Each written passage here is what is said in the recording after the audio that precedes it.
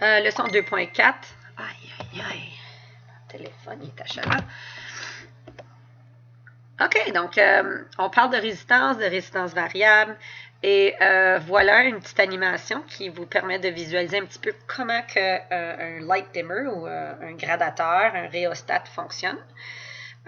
C'est très utile de pouvoir contrôler la quantité de courant, surtout quand tu as comme des moteurs ou des éléments chauffants. Donc, tu peux varier comment chaud ou comment vite que les choses vont, ou même avec la lumière de l'intensité de la lumière. Oui, donc plusieurs exemples ici. Partout beaucoup de dispositifs ont des résistances variables. Okay, donc, plus qu'on joue avec ça, plus que ça va créer plus de résistance, moins de résistance. Parce que ce filament-là est fort probable une résistance. Donc, on diminue la quantité de courant lorsque on fait le circuit passe à travers de ceci.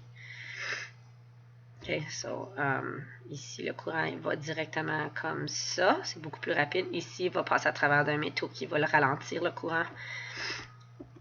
C'est un petit peu comme ça que ça fonctionne. OK? Les résistances qui sont fixes ont de l'air de... Oups, cela. OK? Et sont utilisées pour diminuer ou contrôler le courant. Sont retrouvées dans les circuits électriques partout. Il y a aussi des résistances qui deviennent des éléments chauffants. Donc, dans ton four, fournaise électrique, toaster, grille-pain, c'est essentiellement des résistances qui créent la chaleur. OK?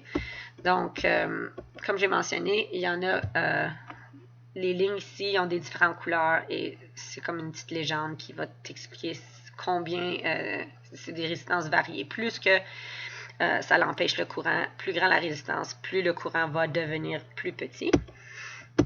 Maintenant, ça ici, c'est très important, puis je vais vous faire une animation, une simulation pour que vous puissiez vraiment visualiser comment que ces 4 facteurs-là affectent la résistance d'un fil. Donc, vous pouvez le lire. Si tu es plus long, tu as plus de chemin à faire comme électron, et donc tu vas frapper plus de protons. Ça va augmenter la résistance. Si tu as comme une petite section à traverser, tous les électrons vont frapper les protons. Si tu as une plus grande section, le diamètre du fil est beaucoup plus grand. Tu vas avoir plus d'options de chemin et donc plus le fil est mince, plus la résistance va augmenter.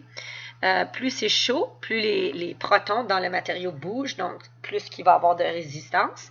Puis évidemment, le type de matériel va affecter comment de résistance qu'il y a.